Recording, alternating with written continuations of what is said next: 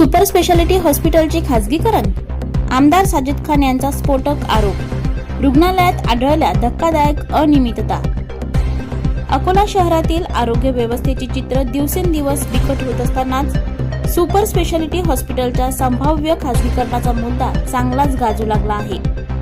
कर्मचारी अनुपस्थिती, डॉक्टर वेळेवर न येणे, रुग्णांची होत असलेली हेळसांड या तक्रारींची मालिका वाढत असल्याने पश्चिम अकोला विधानसभा मतदारसंघाचे आमदार साजिद खान यांनी बुधवारी सकाळी अचानक रुग्णालयाला भेट देत पाहणी केली।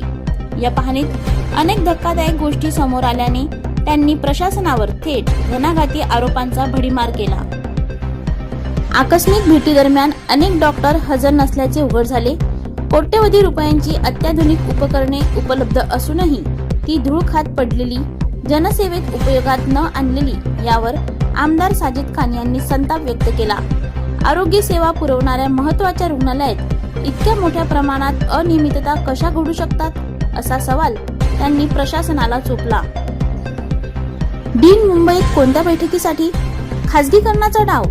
या सर्व अनियमिततेबाबत त्यांनी सर्वोपचार रुग्णालयाचे अधिष्ठाता डॉक्टर संजय सोनुने यांच्याशी दूरध्वनीवर संपर्क साधला असता ते मुंबईतील एका बैठकीसाठी गेले असल्याचे समोर आले।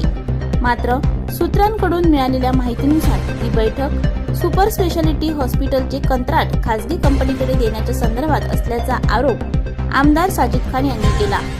सरकार मागच्या दाराने रुग्णालयाचे खासगीकरण करण्याचा डाव रचत आहे असा थेट आरोप त्यांनी यावेळी केला।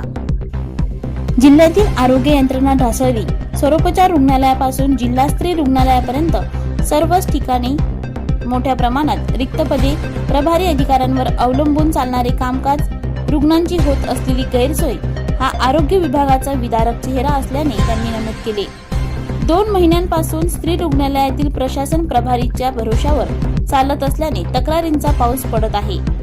खासगीकरण केल्यास तीव्र जन आंदोलनाचा इशारा। जनतेच्या पैशातून उभारलेले हे सुपर स्पेशालिटी रुग्णालय खासगी कंपनीच्या ताब्यात देण्याचा प्रयत्न कोणत्याही परिस्थितीत सहन केला जाणार नाही असा इशारा आमदार साजिद खान यांनी दिला। जर सरकारने हा निर्णय पुढे रेटला तर अकोल्यातील जनतेला घेऊन तीव्र जन आंदोलन उभारण्यात येईल असा इशारा त्यांनी रोखठोक शब्दात दिला।